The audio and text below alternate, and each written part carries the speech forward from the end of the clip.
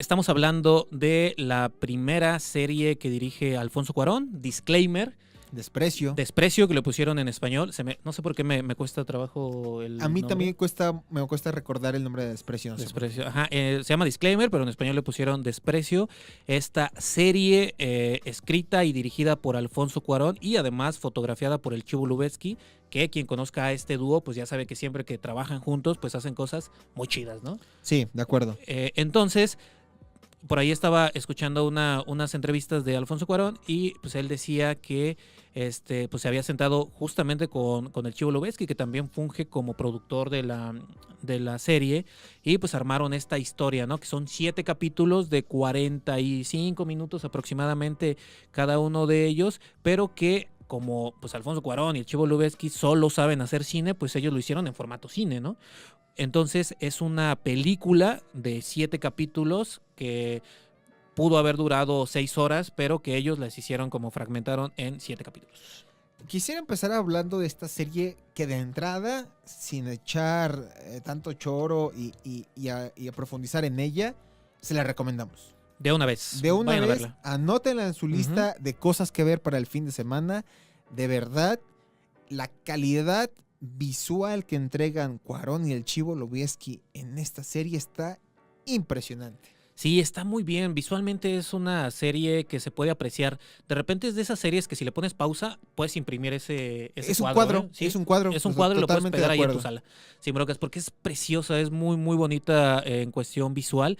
Y además, por ahí también escuchaba que tiene un tratamiento sumamente distinto, porque la película está contada en tiempos diferentes. La película de repente nos está hablando en un presente y luego nos lleva a un pasado en el que ocurrieron cosas en ese Sí. pasado, y la película tiene 2 directores de fotografía. El presente está fotografiado por el Chivo Lubezki y todo lo que pasa en estos recuerdos del pasado está fotografiado por otro fotógrafo que se llama Bruno Delbonnel, es un francés, y esta idea viene desde el Chivo Lubezki para que desde la parte visual se viera algo distinto, y me parece que eso está bien chido también. Y el manejo de color, si bien la serie se centra en un hecho trágico, que es el accidente de un chico y que pierde la vida justamente en la vida pasada de uno de los protagonistas, que es Cate Blanchett. Este evento trágico marca 2 historias completamente diferentes y momentos totalmente diferentes. Mientras que en el pasado vemos tal vez la mejor versión del personaje de Cate Blanchett con una vida medianamente o relativamente feliz. Vemos tonos muy vívidos, muy coloridos, como rojos, como días soleados. Hasta quemados de repente, sí, ¿no? Sí, como muy sobreexpuestos. Sobreexpuestos, sí.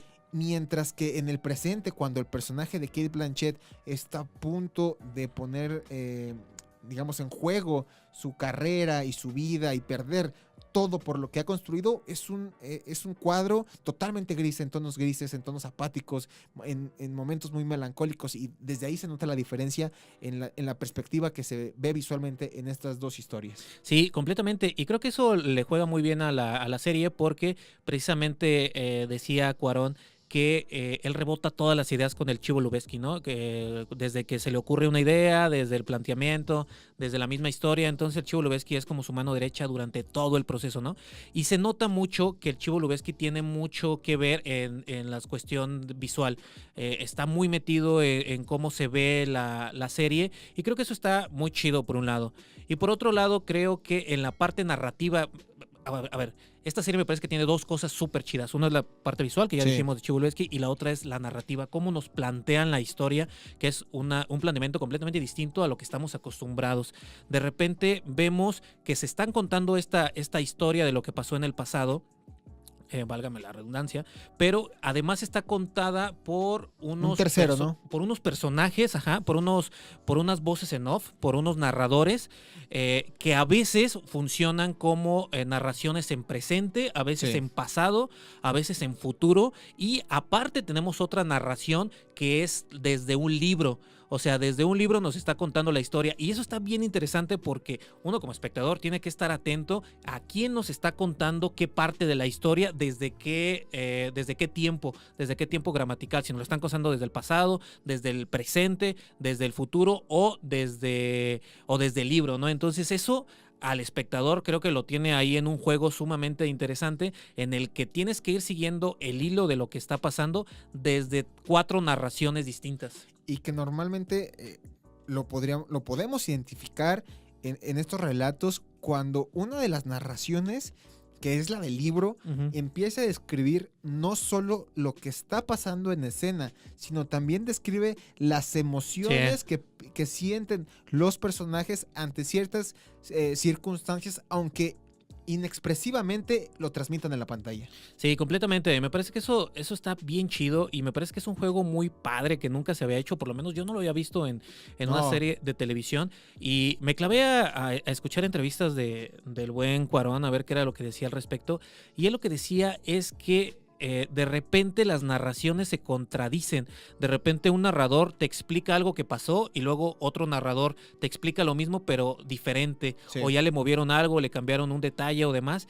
Y lo que decía Cuarón es que es precisamente eso tiene que ver con cómo entendemos nosotros la vida también, ¿no? Y cómo nos involucramos de acuerdo a nuestra percepción y también de acuerdo a nuestros prejuicios, porque de repente Sí. nosotros vemos algo y hacemos este link con la historia que estamos viendo y nosotros por nuestros prejuicios ya estamos entendiendo o ya estamos creyendo hacia dónde va la historia o hacia dónde va tal personaje o hacia dónde van las situaciones de un personaje en específico, ¿no? Y lo que quiere Cuarón con esta serie es precisamente que nosotros nos dejemos llevar por estos prejuicios que tenemos sobre situaciones o sobre personajes y después nos pone un personaje que nos dice que estamos equivocados y luego nos pone otro que dice que sí es eso lo correcto. Y al final es un juego con nosotros mismos en saber entender o querer entender por qué estamos pensando que va a pasar eso o que pasó eso o que lo correcto es eso. Y me parece que ahí ese juego que hace es de un nivel mucho, muy elevado que nunca se había hecho, creo yo, en la historia de la televisión. Y es que aquí se ve una total libertad Ujú. para Cuarón, no solamente para escribir la historia o adaptar la historia, también para dirigirla y para pelotear justamente estas ideas con el Chivo Lubeski. Hay, digamos, varias cosas de la serie que me encantan mucho, y es que a partir de este accidente que sucede con este chico que conecta este accidente a todos los personajes que vemos en pantalla, y que de pronto no nos damos cuenta o no se nos da la información suficiente para saber que esa reconstrucción de los hechos que se dieron en el pasado alrededor del accidente, en determinado momento nos dicen que lo que vimos es una reconstrucción de un libro Exacto. por una persona Ujú. que no Que estuvo, no estuvo ahí. ni cerca del accidente, y que ella, a raíz de ciertas suposiciones, escribe la historia, poniendo como villana principal al personaje de Kate Blanchett. Exactamente, que al final, ¿qué es lo real? O sea, Sí. ¿qué de todas las historias que nos están contando, de todos los puntos de vista de esta misma historia, cuál es la real? Ese es el juego en el que nos metemos como espectadores y me parece que eso está bien chido. Ahora, el personaje de Kate Blanchett o la actuación de Kate Blanchett me parece que está sobresaliente, me parece que lo hace muy bien. Por ahí también decíamos que aparece también el Sacha Baron Cohen, Sí.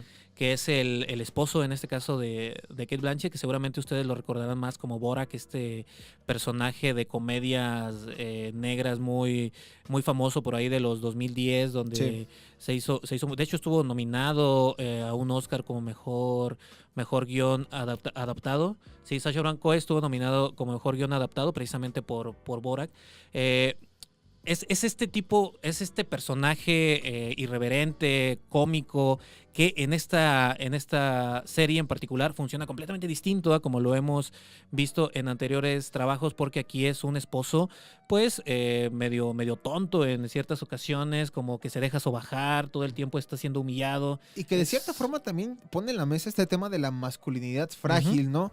Cuando una persona, un hombre, no cumple de cierta forma con los estándares que tiene que proveer un hombre masculino, Ajá. como es el de el sexo y diversas cosas, cuando el hombre falla en este tipo de lineamientos, se vuelve totalmente un hombre inseguro y frágil y empieza a dudar y al menos en el caso de la serie, empieza a culpar al personaje de Kate Blanchett de la situación por la que está pasando el matrimonio en ese Sí, momento. que además la empieza a culpar porque él, la única información que tiene es lo que leyó en el libro Sí. también. Entonces, también nos pone ahí un poquito a nosotros a reflejarnos en este personaje que de repente te dice, leí el libro y muchas de las cosas que pasan aquí, o sea, yo sé que pasaron porque tú te fuiste a tal playa, yo Yo sé me fui que... a trabajar y te quedaste tú ahí. Exacto. O sea, hay muchas cosas que sí coinciden, pero como decíamos, la realidad del libro solo es una realidad, solo es un punto de vista Sí. de la historia. Y creo que eso es lo más interesante de la serie. Hay que echarle un ojo a Disclaimer, a esta serie disponible en Apple TV. Hay que decirlo, solo hay disponibles ahorita 6 capítulos. El viernes se estrena el 7º capítulo. Porque a mí me pasó que yo me puse a ver el fin de semana y de repente llegué al 7º capítulo y no estaba disponible. Fue como de, quiero saber en qué acaba.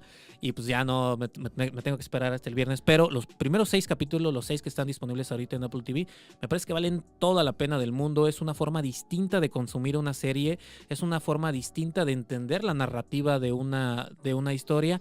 Y sobre todo, teniendo a Sacha Baron Cohen y a Kate Blanchett como protagonistas, me parece que vale toda la pena del mundo, amigo.